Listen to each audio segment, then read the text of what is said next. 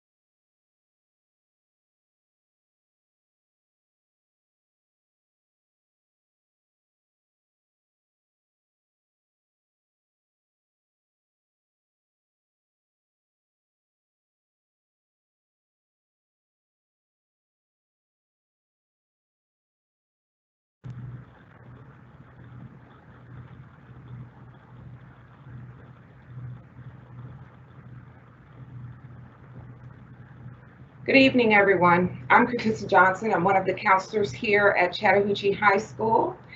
I am joined by Ms. Bermurray and Ms. Chilson, and we are going to share with you some information that is pertinent to 9th and 10th graders. We have a number of things we're going to cover on our agenda tonight, and I am just going to move through some of those items. I'll talk through the agenda in just a second, but at the end of the presentation, Ms. Bermurray will take over and she will talk through some youth science details, and then at the end of the presentation, we will take some questions. So,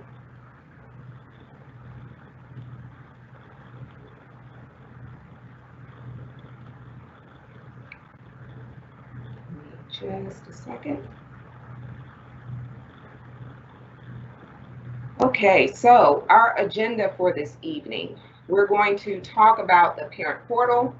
We'll talk through some graduation requirements, incompletes, and incompletes as it pertains to how it's running with the during the pandemic. We're also going to talk about scheduling as well as graduation plans, dual enrollment just a little bit because we did do a dual enrollment presentation, Hope Scholarship, numeric averages versus GPA, Naviance, and youth science, as I mentioned just a few minutes ago.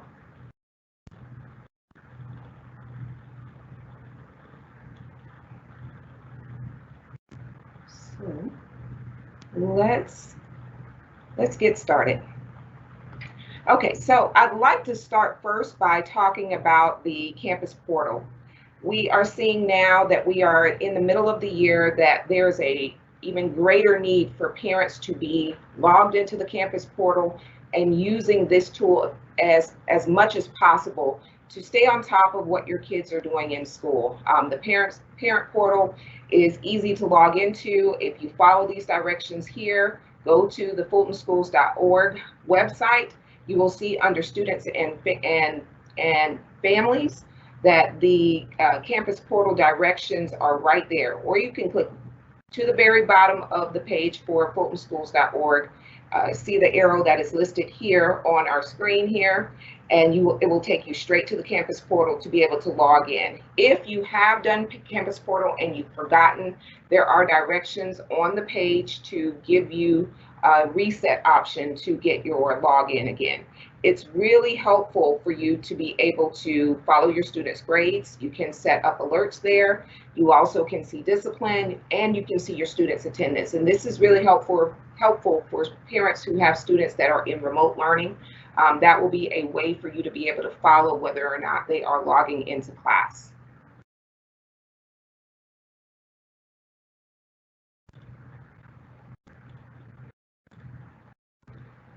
Okay, let's move right on into graduation requirements. So graduation requirements. The state of Georgia has specific graduation requirements for all students who are to earn a diploma in our state. It is broken down as such. So students need to have 4 units of science credits, and that includes biology, earth systems, environmental science, or chemistry. And students have to have physics, as well as one additional course in something that we call a fourth science, which is typically any class has not been previously taken, or one of the AP sciences. In the area of social studies, students need to have 3 units of social studies credit.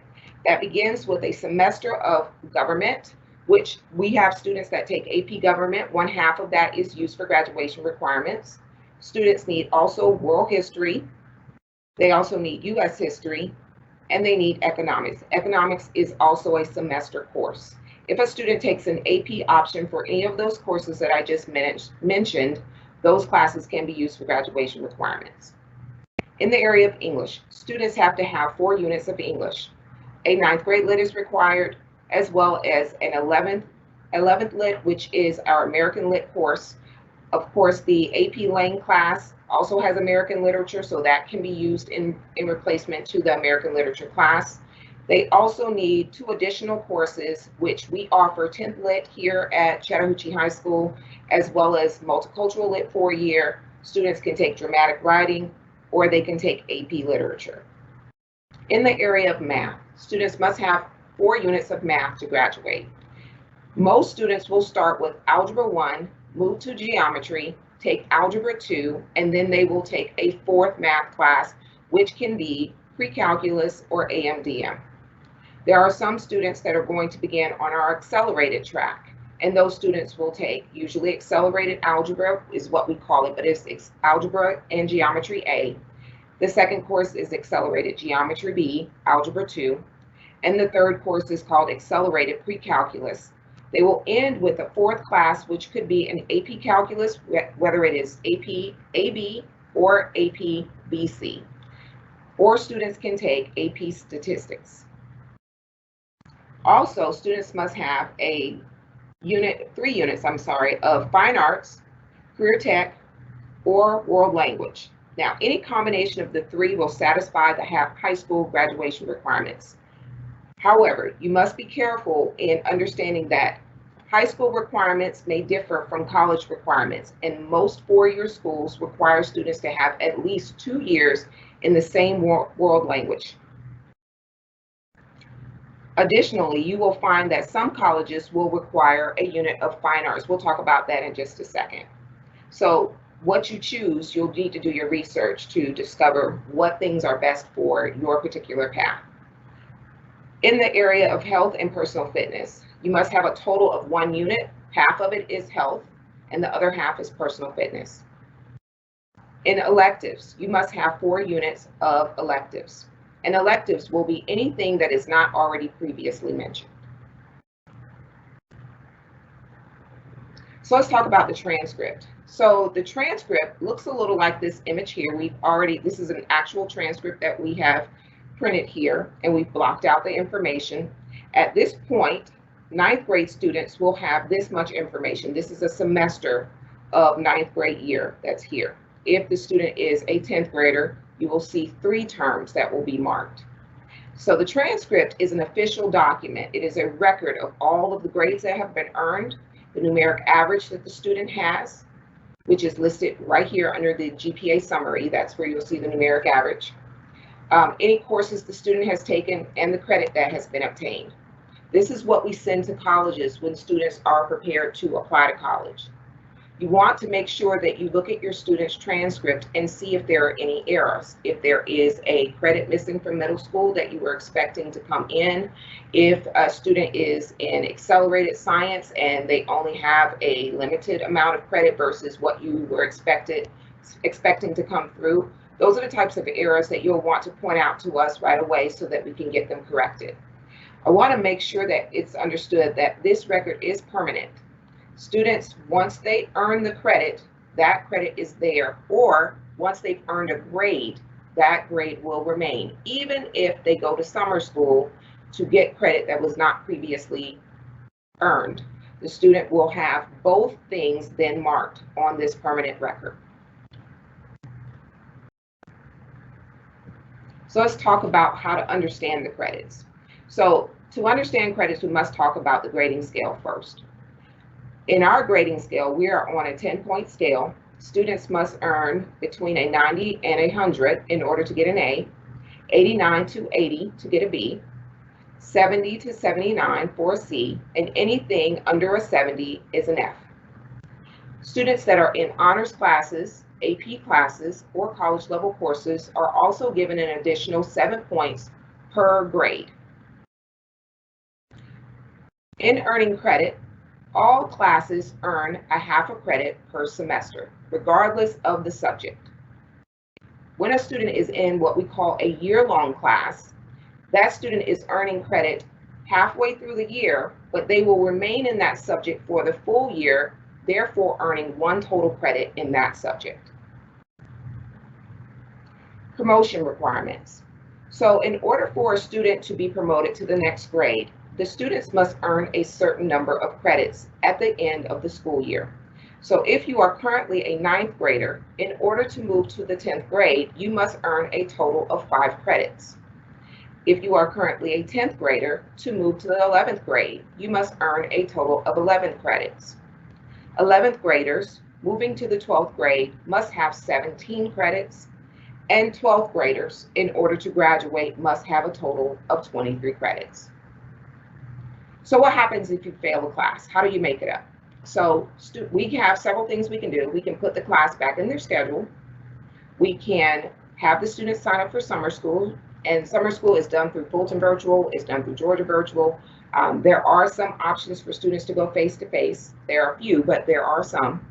We also have an option called credit recovery. Now, we should talk about this. This is usually done in a meeting because some kids, it's not appropriate for them to do certain options.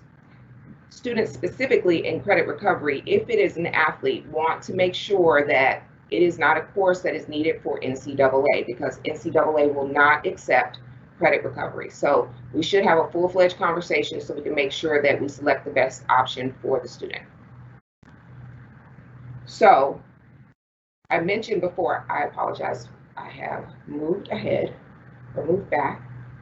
I mentioned before that the class, if you retake the class, it does not replace the failing grade. All attempts for a course will be shown on the transcript. Just keep that in mind. Athletes must be on track for promotion and must have passed 5 out of the 6 classes in the term prior to the sport. If you have any questions about your eligibility, please make sure you reach out to Coach Hicks, who is our athletic director, and he will be able to answer any questions that you may have. So we are in a different kind of time now, and we have students that are earning incompletes. This is a little bit different for us. So let's talk about what incompletes or how that will play out during this pandemic. So if a student earns an incomplete, there are a couple of ways for students to clear incompletes.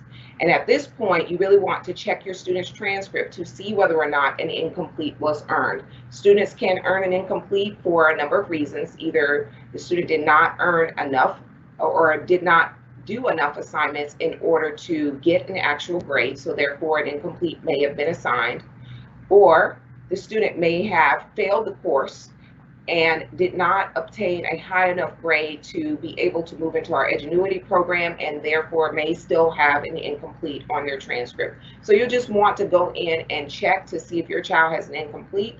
The students do have a couple of ways that they can work through an incomplete. Some students have been set up with the Edgenuity program. Some students are working directly with the teacher, and they have until March to try to work off that incomplete so that they can actually get a full grade on the transcript.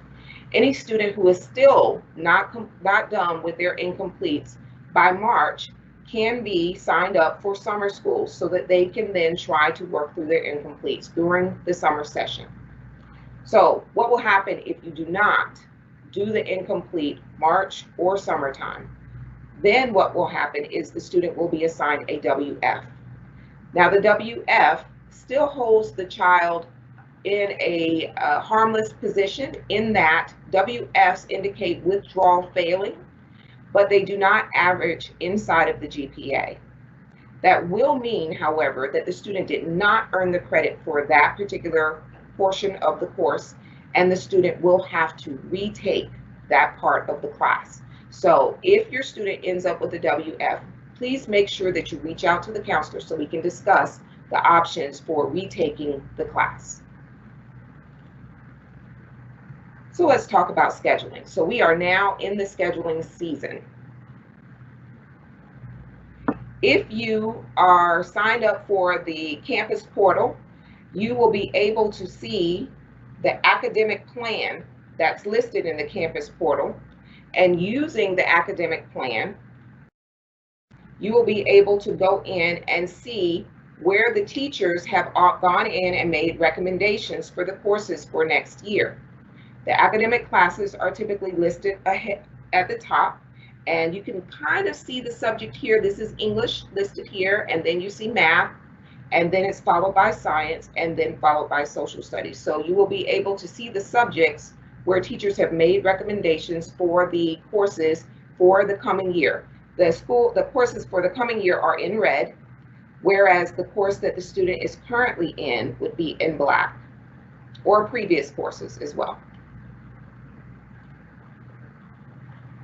I should say also, I'm sorry, that you will be able to add electives, you meaning students. Students will be able to add electives to this course selection for next year. So this is open and available to students to go in and add those electives for classes that they're interested in taking.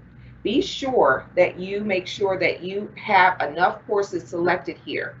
You have 6 spaces that you can take advantage of, 4 of which are typically academic courses: math, English, science, social studies. If you're going to take a world language class, that will be your 5th course, and you should still have room for 1 additional elective.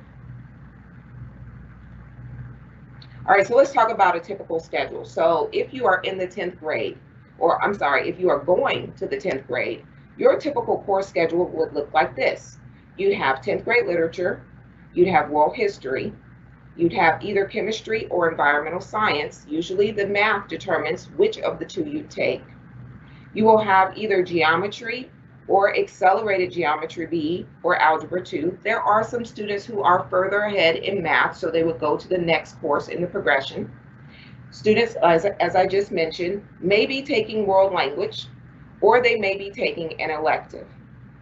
And then there is always room for an additional elective. So you'll want to go through the course guide to determine what you want to do with these spaces. So if you are currently in the 10th grade and you want to look at what a typical schedule is for the 11th grade, it looks like this. So students will be going into American literature. They will also be taking U.S. history. They will, if they are in chemistry, they may move to physics, or if they are in environmental science, they may move to earth systems. Students will typically be going to algebra 2, and those that are in the accelerated math track will be going to the accelerated pre-cal class. Again, you may be continuing with your language, or if you are done taking language, you may have 2 elective spaces. So some things to consider when you're choosing your courses. Make sure, as I mentioned before, that you do your research. So, for example, there are some colleges that require fine arts. You won't know that if you do not begin to look at some of the colleges that you're interested in. You might find that the fine arts credit is there, or a fine arts requirement is there. We do have fine arts classes here. We have drama, we have orchestra, we have band, we have the fine arts, the actual fine arts classes. And so if you need that, go ahead and make sure you use one of your elective spaces to add what you need. Also, there are a few colleges out there that will require a 3rd year of a world language. So you'll want to do your research to determine whether or not continuing on in the language is in your best interest. Also, in some of your more selective schools, you will see them say, we recommend 4 years of world language. So you got to do your research to know. There are some schools that might require specific sciences. They may say things like biology, chemistry, physics specifically. So you'll have to start researching early enough to know which selections are going to be best for you. Now, another thing to make sure you pay attention to is you cannot replace a graduation requirement with a non-required course.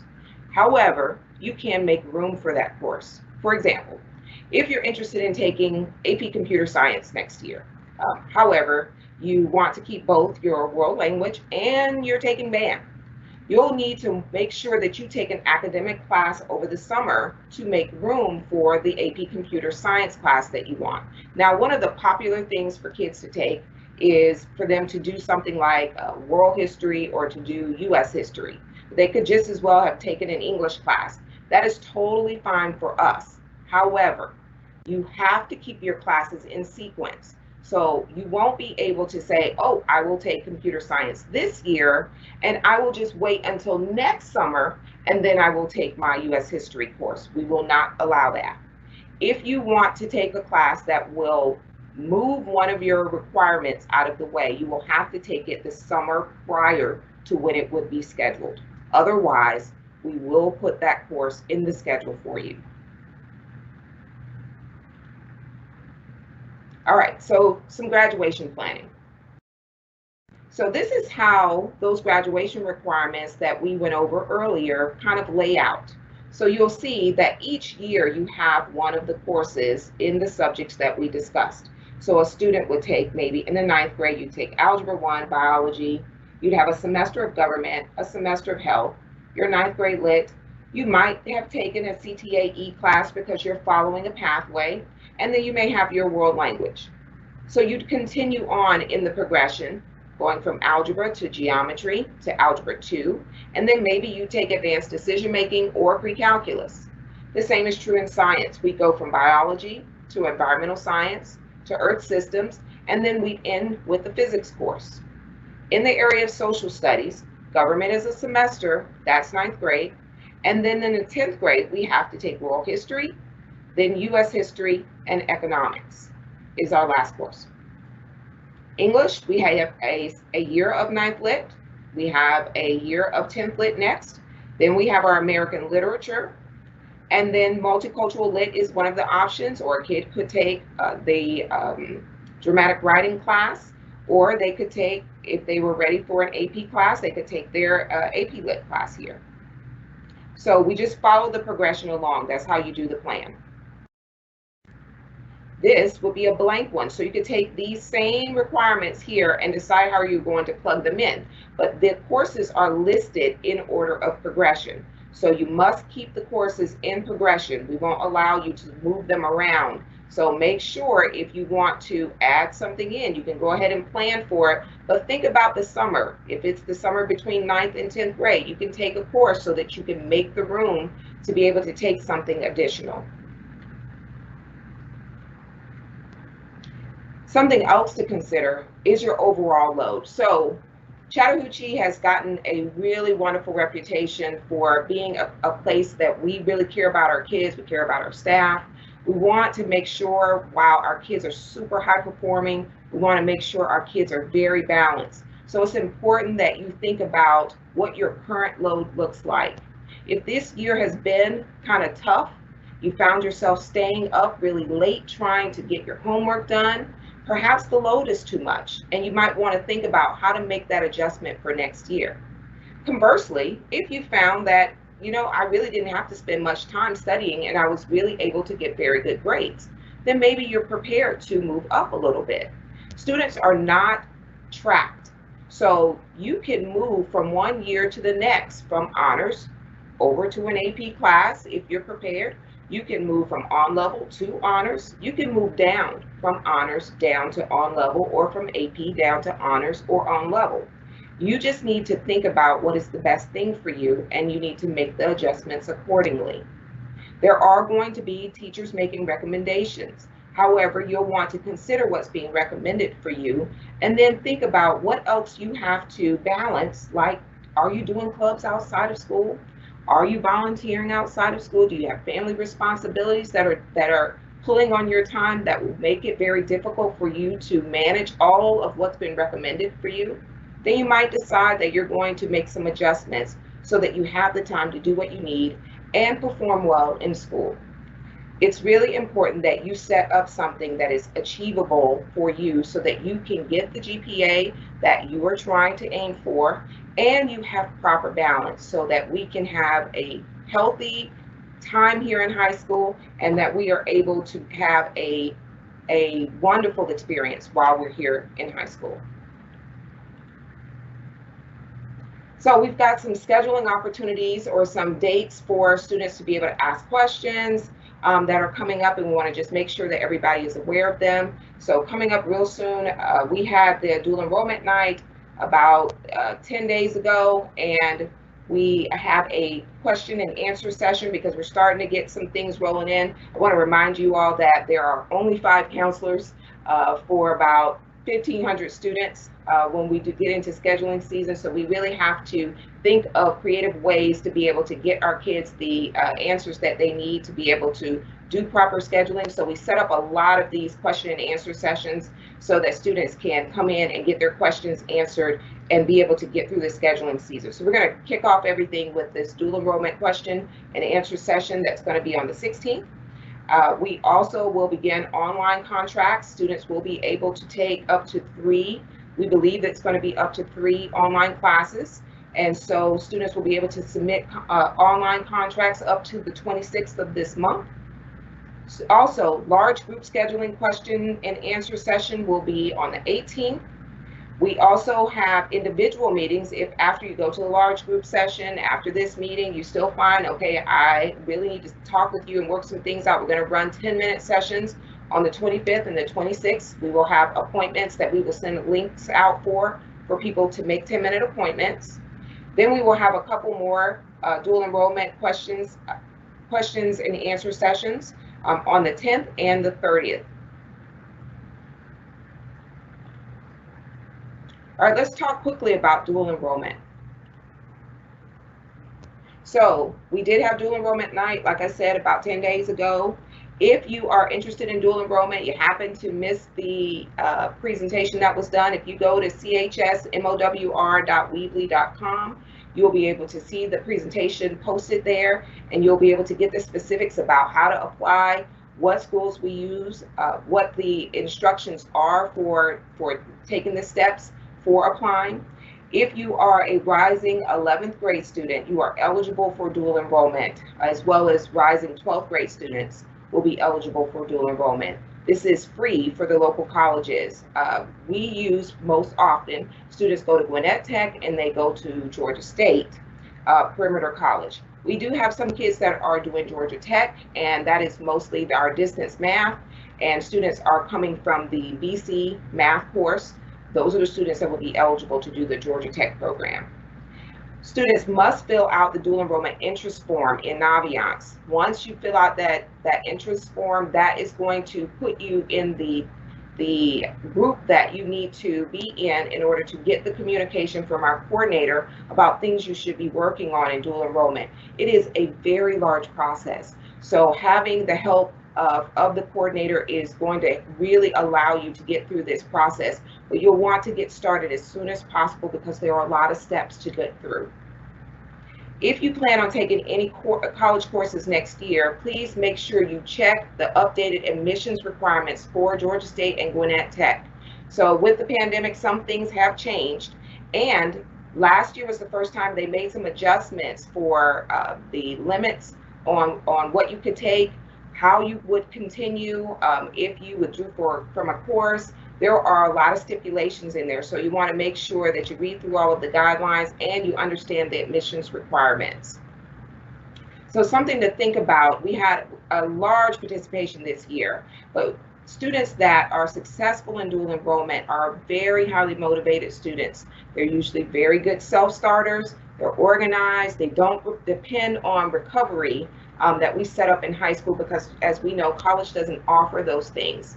We have found a couple of kids really struggle because they were not very organized, not checking their email very often. They will change things in college. You will not receive the level of communication that you're used to in high school, and they will not communicate with parents at all. So you really want to think about your learner and whether or not you as the student are prepared to step into education in that format, or as a parent, if your student is disciplined enough to be able to step into education in that format before you choose to do dual enrollment.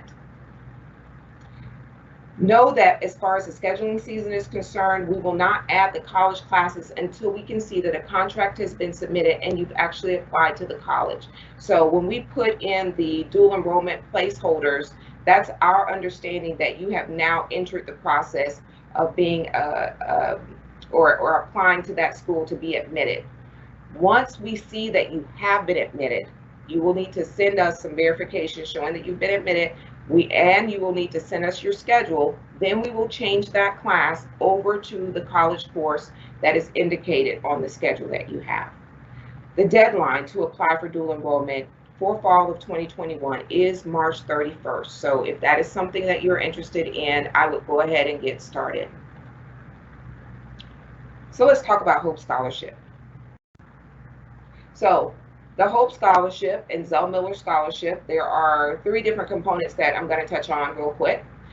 These students are eligible to receive some financial assistance covering tuition or a portion of tuition and approved mandatory fees. In order to qualify for the Hope Scholarship or Zell Miller Scholarship, you must be a citizen, or you must meet citizen requirements, be a legal resident of Georgia, be a graduate of an eligible high school. Chattahoochee is an eligible high school. Males must also register for selective service. Note, when they are determining whether or not you qualify for the Hope Scholarship or the Zell Miller Scholarship, the GPAs do not round. So like a 2.99999, which we have seen, is not a 3.0. Also, you must know that the GPA that determines whether or not you actually earned the Hope Scholarship is decided at the end of graduation, or after rather you have graduated. So that very last semester of your senior year will count. To apply for the Hope, you will be able to apply for Hope by completing the FAFSA form, the free application for federal student aid, or by completing the GS-FAPS, which is the Georgia Student Financial Aid Application System. You can get to either of those by going through georgiafutures.org. Now, one of the things we keep seeing that will hold up you being able to get the funds, even if you qualify, is if you have an incorrect social security number in our system. It is really important that you make sure that you check your account to ensure that the right social security number is listed there, because that is how they will match the student from the college to the funds that are available inside of Georgia Futures database. If you have any questions about what is happening inside of your account, you can always call the Georgia Student Finance Commission directly. We have very limited ability to impact your account. We do have the ability to change what's in our database, like if you have submitted a scholarship, if you have submitted a social security number and it's incorrect, you can give us the correct social security number. But if there is something happening with your account and you're trying to log in, you'll want to contact Georgia Student Finance Commission directly, and this is the number listed below to be able to get your account corrected. So specifically, the Hope Scholarship, the requirements. So a student must have a 3.0 cumulative core average in high school. The Hope Award actually varies from school to school, and it is a percentage of the amount of standard tuition charged from the previous year. So you'll want to go and look at the chart to see exactly what the award amount is. It does include mandatory fees, but the institutional fees are paid by the student. Hope Scholarship recipients. Hope is an annual scholarship, so you must make sure that you maintain a GPA of a 3.0 while you are in college at the checkpoint when they assess whether or not you qualify for the scholarship in the years following. So Zell Miller. Zell Miller is a different portion of the Hope Scholarship. That requires that students have a 3.7 GPA, and that's a core average, and they must have a 1200 combined score on the SAT, as well, or as a composite score of a 26 on the ACT. Of course, if you're the valedictorian or the salutatorian, you automatically qualify. Now, this covers 100% of the standard tuition charges. So you'll want to look at the chart to see if you want to see what the award amounts are, but it is 100% of the tuition. To maintain your Zell Miller Scholarship from one year to the next, you'll want to maintain a 3.3 GPA. If you drop below a 3.3, but you maintain at least a 3.0, Zell Miller scholars can move down to the Hope Scholar mark. Okay, so there is another portion of the Hope Scholarship that you want to be mindful of besides the requirements that I just mentioned, and that is the rigor requirement. So for the class of 2021, students must have, or 2021 and later, students must have 4 rigor requirements. Now, much of what we set up for kids at Chattahoochee covers the rigor requirements, and let me show you, for example. Students can take 1 credit of Algebra 2, which is in our progression for math, 1 credit of AM/DM, that's also in our progression for math, 1 credit of physics, which is a requirement here at Chattahoochee. We only offer physics, not physical science. And then they can take 1 level of the second level of a world language. All 4 of those that I just mentioned count as rigor points. And so then the student would meet the rigor requirements. If you want to look specifically at all of the rigor requirements, then you can use this link here, and that will allow you to see the full list. Okay, so there is another portion of the Hope money, and that's called the Hope Grant.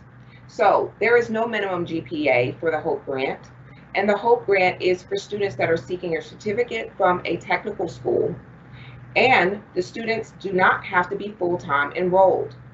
The Hope Grant amount will cover a portion of the student's tuition, and you'll want to check the chart on Georgia Futures to see exactly how much of the tuition it will cover. Students must maintain, once they're in the college, a 2.0 GPA at the checkpoints to annually renew the scholarship. Over on the right are a list of areas where the Hope Grant has been applied.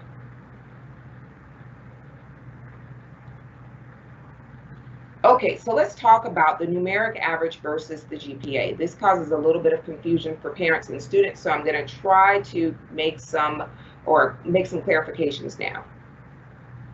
So on the left-hand side, you see that Fulton County uses a numeric average. And one of the reasons that I'm talking about this right after talking about Hope Scholarship is because the Hope uses a GPA. So the numeric average on the left is on a 100-point scale. As we discussed before, students have to have between a 90 and a 100 to get an A, and then an 80 to an 89 to get a B, so on and so forth.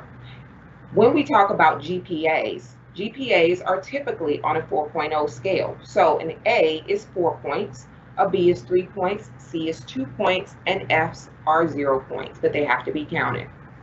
So numerically, all final grades are included. And on our transcript, you will see that in the numeric average, it includes the middle school grades. It also includes electives. So when we look at the Hope GPA, however, only the academic core classes are counted, which is math, English, science, social studies, and world language. And it does not include middle school grades.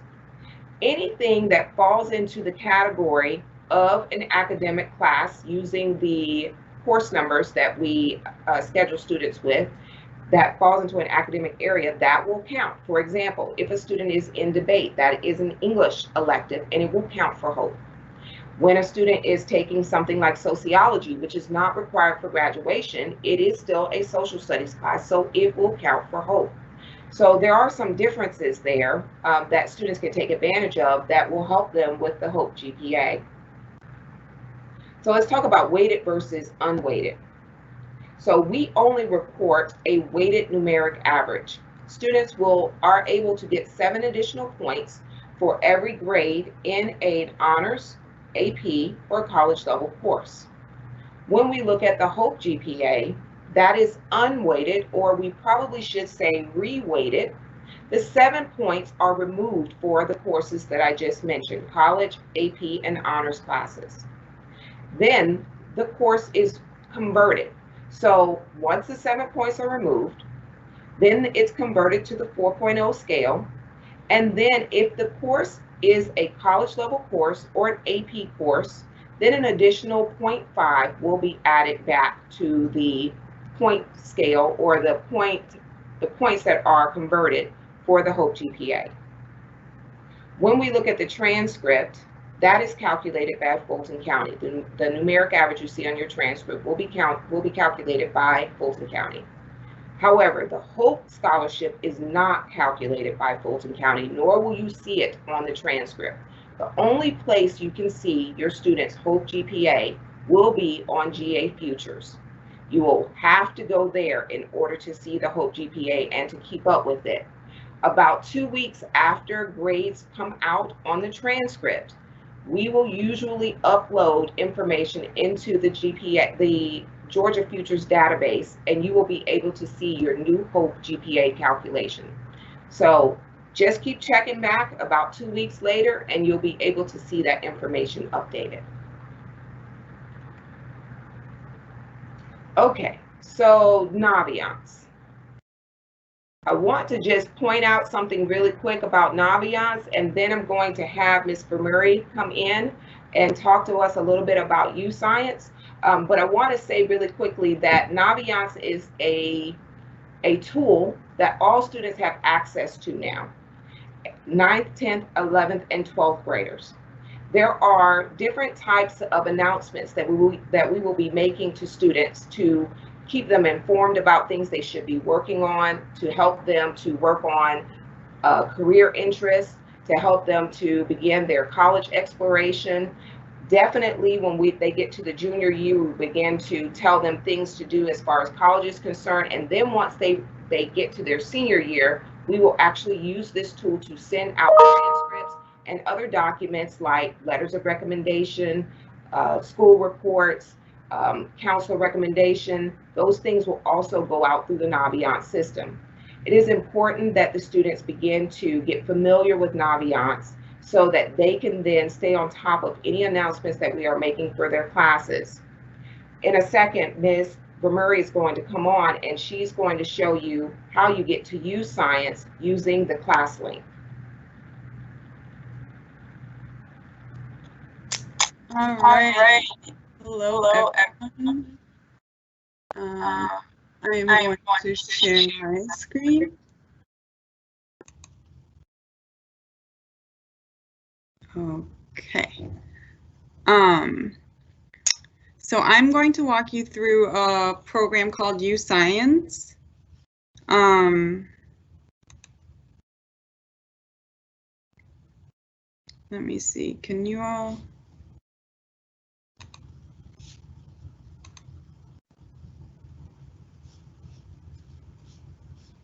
Okay. And that is the wrong screen. Let me get the right screen. 1 second.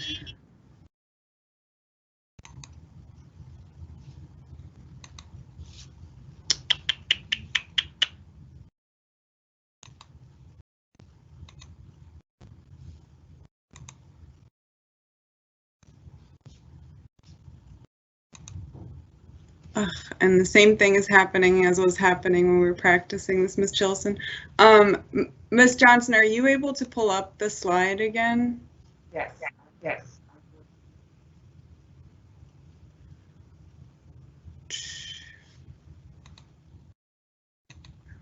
It's okay. These are always technical difficulties.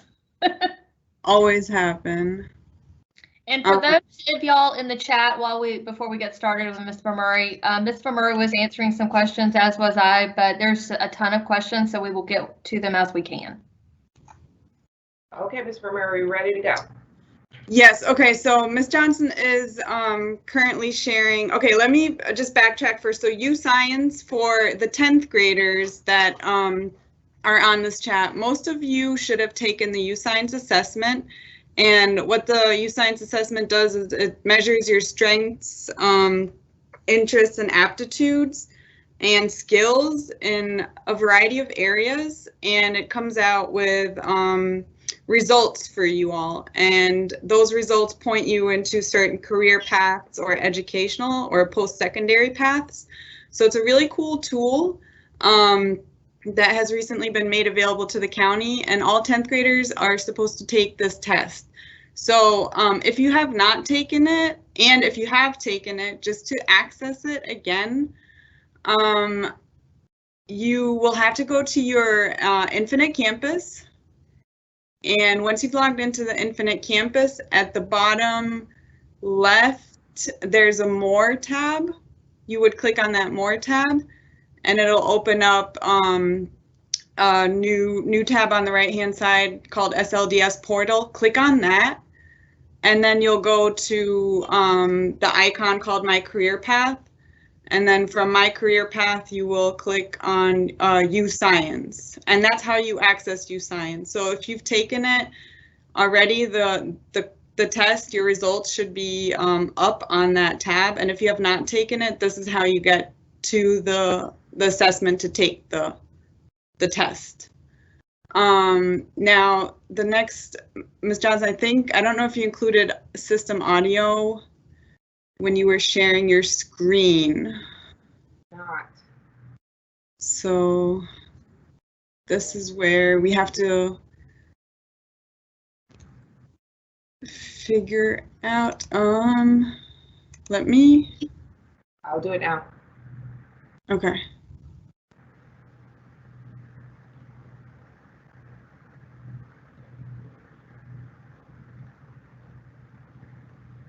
And so this video that we're about to show you will walk you through how you can interpret your results, your U-Science results.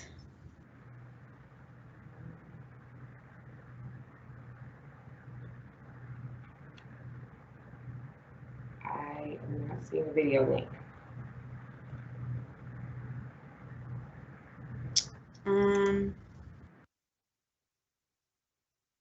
Let me go ahead. Is it okay if I come to your office?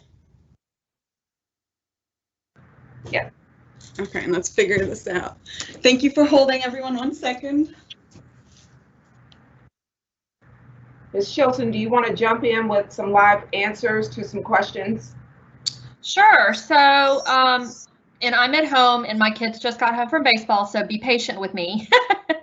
But basically, we're getting a lot of questions about the Fulton Virtual and Georgia Virtual School options.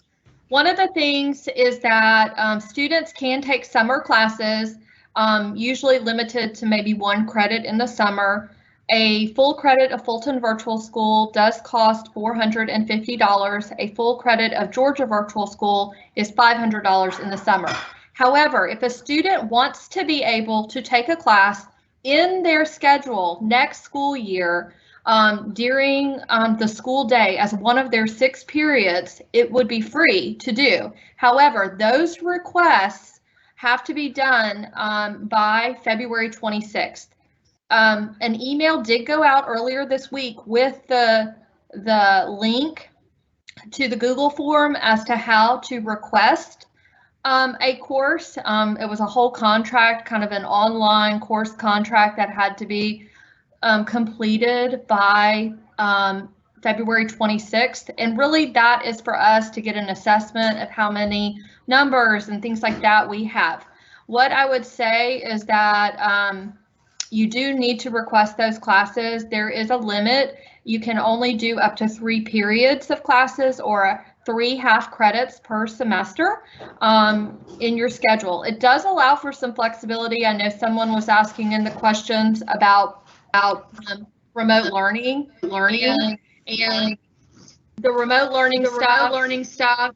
Oh, I'm getting an echo. So one of the things is we don't know what the county is going to decide to do come fall. We don't know if it's going to be remote learning like it is right now, But what I would say is that every year we have had the option for students to take a Fulton Virtual or Georgia Virtual during the school day, and whether or not they take it on our campus or take it at home, that is something you let us know on the contract that you're filling out. So lots of options. The other question that I've got a lot of questions about is there a scheduled time that you're going to get to meet with your counselor individually? And Miss Johnson did cover that in her slides. There was a kind of a timeline. So next Thursday, there is a Q&A and all about scheduling, and that information is going to go out with the link in the SMORE from the high school, but I think it will also be sent out in an email blast. I realize y'all get a lot of emails, but try to bear with us during scheduling season because there's a lot of information that we have to cover. But after that Q&A next Thursday, if your questions are not answered, then you can set up a 10-minute appointment with your counselor to just go over some quick things. Usually we can answer most questions in that time frame.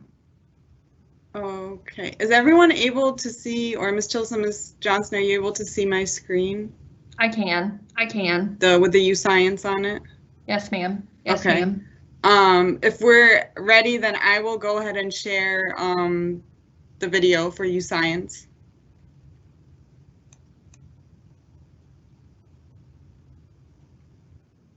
Congratulations on completing U-Science Summit. You can now log back into your Summit account to view your aptitude results and your career matches. To log back into your account, go to uscience.com and click on the Login button in the top right corner. From here, you'll click on Discovery Login. Once you're logged in, the first thing you'll see is a welcome message about your talent and the awesome opportunities ahead of you. To begin exploring your results, click on your aptitudes. The first thing you'll see on your aptitude landing page is a pie chart of your 6 core drivers. These are the natural gifts that you'll feel driven to use in your career. The larger pieces of the pie represent your strongest abilities, so be sure to focus on and explore these characteristics first. You'll see an overview of your traits for this aptitude in the box to the right, but you can click on the Explore button to see a description of that aptitude, what your results show about you, how the aptitude impacts your daily life at work, at school, and in social settings, things you may find easy or difficult, tips for success, and seeing this aptitude in others. As you explore your results, be sure to bookmark descriptions that describe you well by clicking on the heart icon next to the description. The next section on the aptitudes landing page is called Personal Approach. These are your aptitudes for time frame orientation, or how you set goals for yourself, your interpersonal style, your aptitude for vocabulary, and your work approach, or the way you contribute to a team. You can click on Explore from here to read more in depth about these characteristics. The chart below this information shows you how your work approach and interpersonal style work together at school, work, and in social settings. Read the description below the graph to learn more about you, and hover over the other rectangles to learn more about the characteristics of others. As you continue to scroll, you'll see your top 3 work interest areas displayed. Your interests will change over time, and you can retake the interest portion of U-Science anytime to see if they've changed. Read the descriptions of your top interest areas, as these factor into your career matches as well. The final thing that you can do on this aptitude landing page is take additional brain games to really fine-tune your results and learn more about your unique talents. The next section to explore is your career matches. To access your careers, click on the drop-down menu in the top left corner and click on Careers. On your Careers page, you can filter by educational investment or by fit type.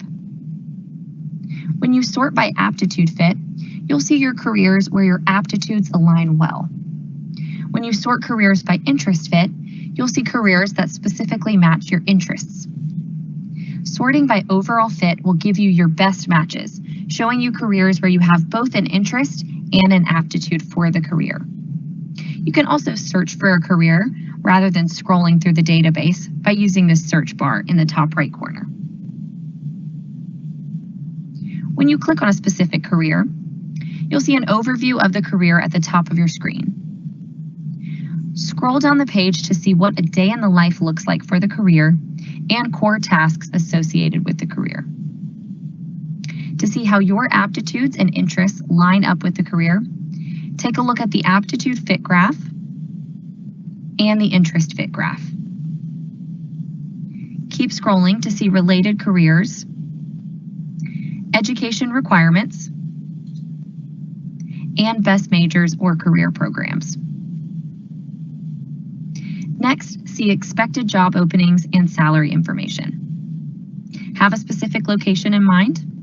Click on a state to see more detailed information on job openings within that state.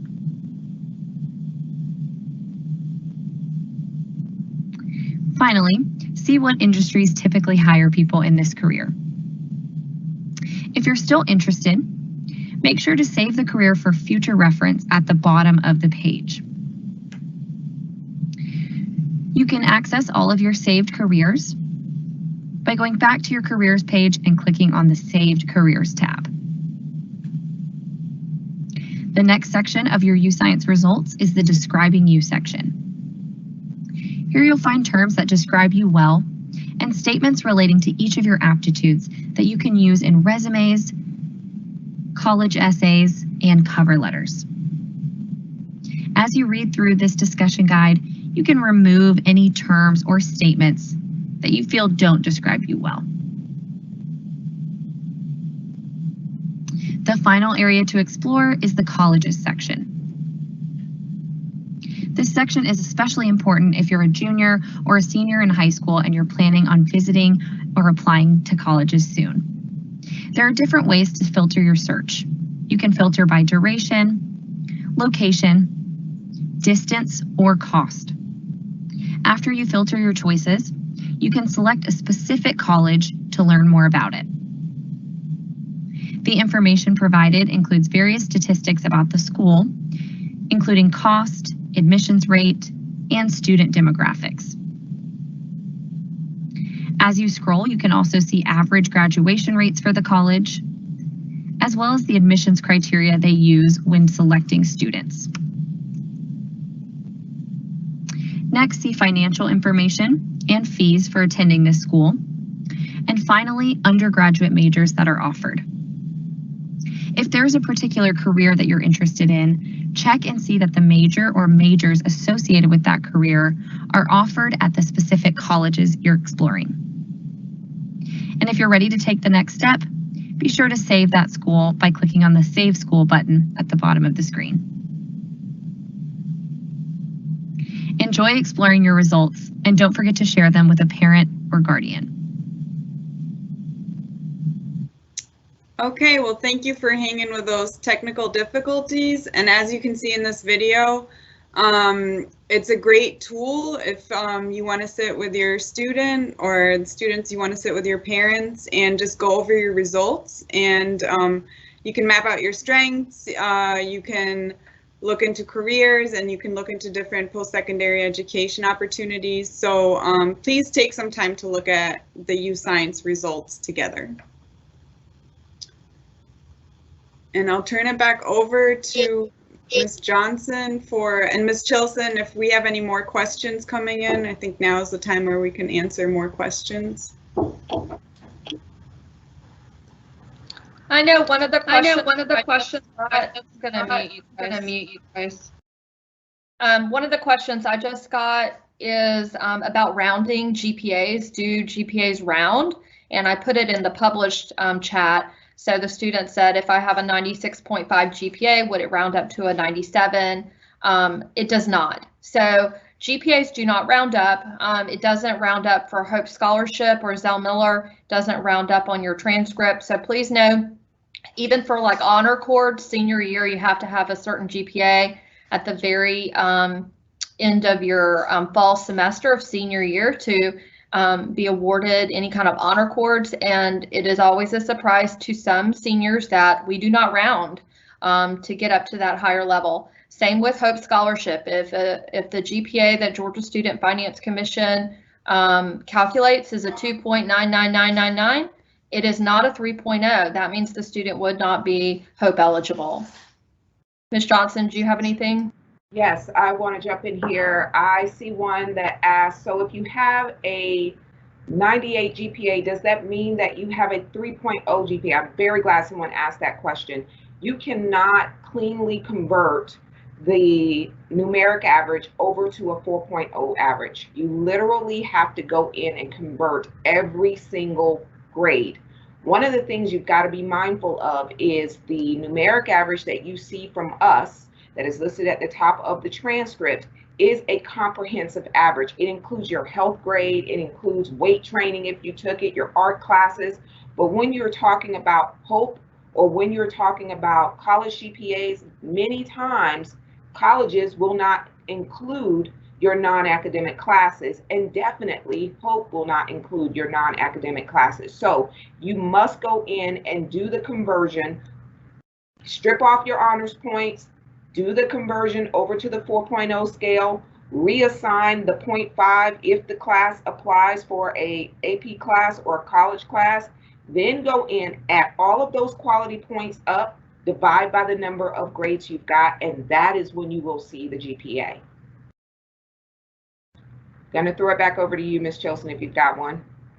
Yeah, so one of the questions, and I can't remember if during dual enrollment night I actually really addressed this, but a lot of questions about what is the biggest difference between an AP class and a dual enrollment class.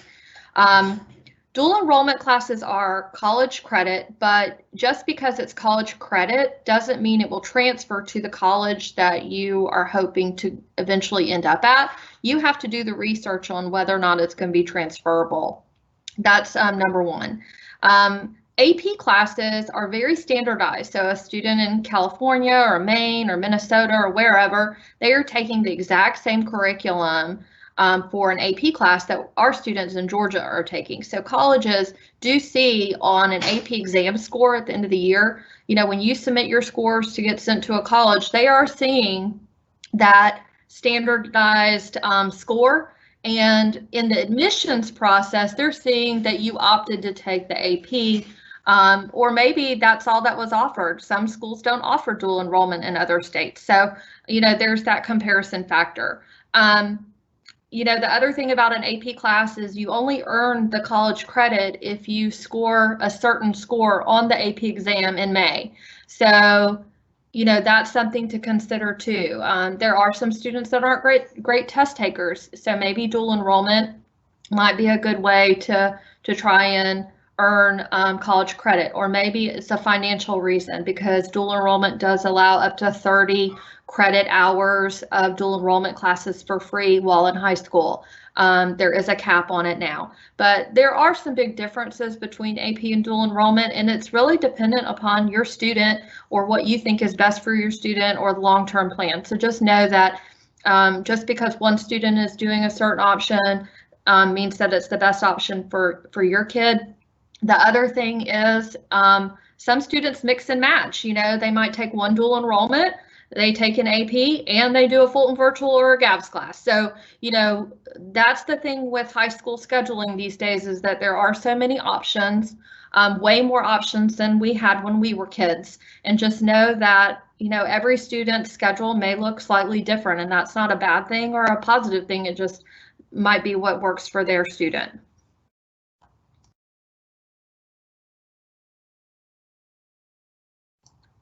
Ms. Johnson, do you have anything else? Yes. So there was a question about where to get the link for the online application that I was referring to in the presentation. If you go onto the Chat Cougar page, our school website, and you look at AP and elective courses, it is one of the icons that is in the middle of the page. If you click there, you will actually see all of the You'll see the course directory. You'll see the online applications. All of that information is put right there together. So you'll be able to access any course that has a application that's due by the 26th. You'll be able to access that, including the online application.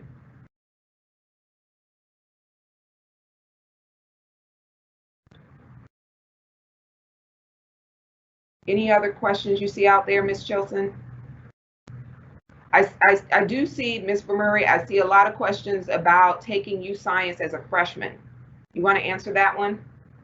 Yeah, so you can take it as a freshman. The requirement is for all 10th graders to take it, but there's always parts of it that you can retake. So for example, there's an interest portion of the U Science exam that maybe it's changed between your freshman and sophomore year. So your sophomore year, you can go ahead and go back into U Science and retake that part of the exam and see how that might change your results.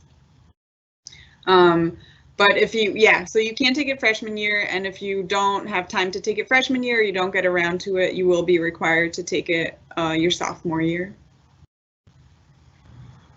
Ms. Chilson, I'm seeing a lot of questions about dual enrollment for 10th graders. Yeah, so dual enrollment, if you are a current 10th grader, a rising 11th grader, you will have more options. So all of that is on the Weebly. But if you are a current 9th grader wanting to do dual enrollment for 10th grade, you are limited. You're only allowed to take a career tech elective class at the college. You're not allowed to take any academic classes unless you meet an SAT or ACT test score that is at the Zell-Miller eligible level. So basically you have to have an ACT that's a 26 or higher, or you have to have an SAT score that is a 1200 or higher in order to take an academic course as a 10th grader. So that's where there's huge limitations for current 9th grade students. It used to be that 9th graders could take dual enrollment and the state didn't care and they'd pay for it, but it is not like that anymore. So a lot of rules changed this last year. You can read about a lot of the information on the HTTP, I think it's / whatever, chsmowr.weebly.com. And that website is available on the Chattahoochee Counseling webpage. And I have referenced it in a lot of emails that I've sent out through Naviance. Dual enrollment is really complicated, and I describe it as a beast because it really does feel that way. So until you kind of dive in and get started on it, you won't know all the details. But if you're interested, you should certainly, you can always talk to your counselor, but I mean, look through and view the PowerPoint that was done on February 2nd. It's like an hour and a half long. I did that dual enrollment night, and the recording is available on the Weebly.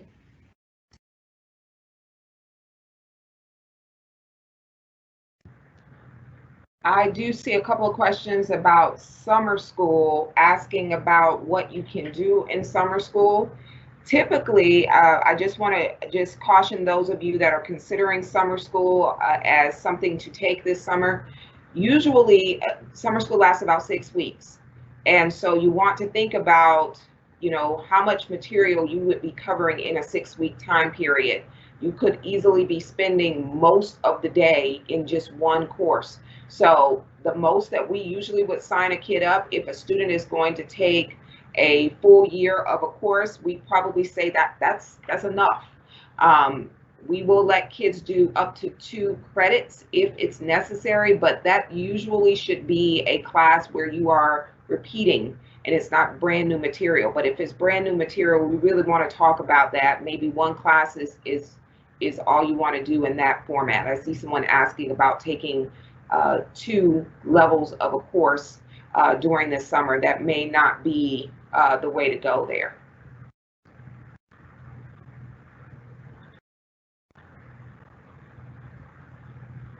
Anyone else seeing a question we want to try to clear up?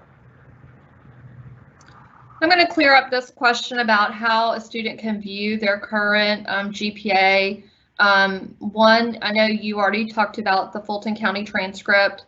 and where you can find that on Infinite Campus on the Documents tab. But then also, any student can view their current Hope GPA on Georgia Futures. So the thing about Georgia Futures is you do have to create an account if you've never created one before.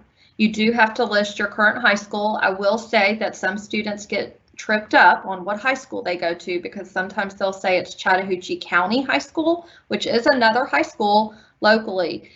We are Chattahoochee High School, not County High School, so you got to make sure you pick the right one. You have to be able to list a social security number in the profile section.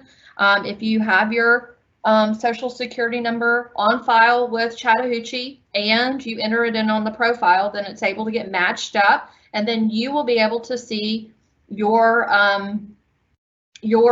current Hope GPA that's published by Georgia Student Finance Commission. Again, like Ms. Johnson said, the Hope GPA is not calculated by Fulton County. It is something we upload your transcripts to Georgia Student Finance Commission every semester, and then they recalculate it based on their rules and their policies. So, but if you want to kind of know where you stand with an unweighted, stripped down GPA, that is a fantastic place to go ahead and check out your GPA. I do see some questions in there, I guess, because we've been talking about GPAs, some questions about the honor graduates. I want to make sure that everybody knows that you can find this information detailed in the student handbook under the under academics in our school website. But I will just read for you, just for everybody's benefit, that at graduation, Fulton County recognizes students who have achieved a cumulative average of at least an 88 as an honors graduate. Rounding is not used, which we've discussed in the presentation, in computing the average. CHS also recognizes students with a cumulative average of at least 92 as magna cum laude, and students with a cumulative average of at least a 96 as summa cum laude. So that's determined after the first semester of the senior year. It is cumulative. It is not by semester. So it would have to be the cumulative average, which includes everything up until that point, and you would have to be exactly on that number or above it. Any other burning questions you see out there, Ms. Jolson or Ms. Murray?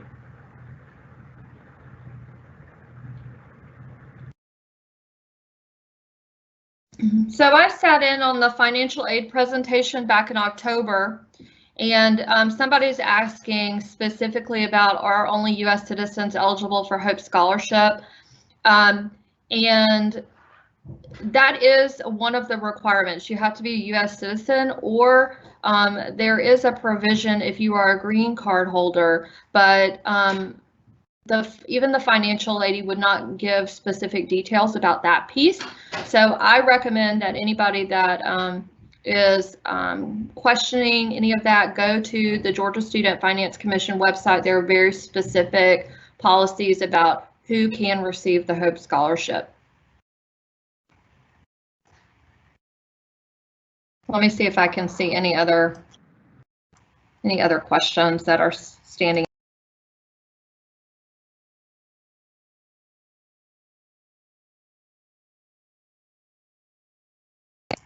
There's a question about when do you apply for Hope Scholarship? We get that one a lot. You don't apply until senior year.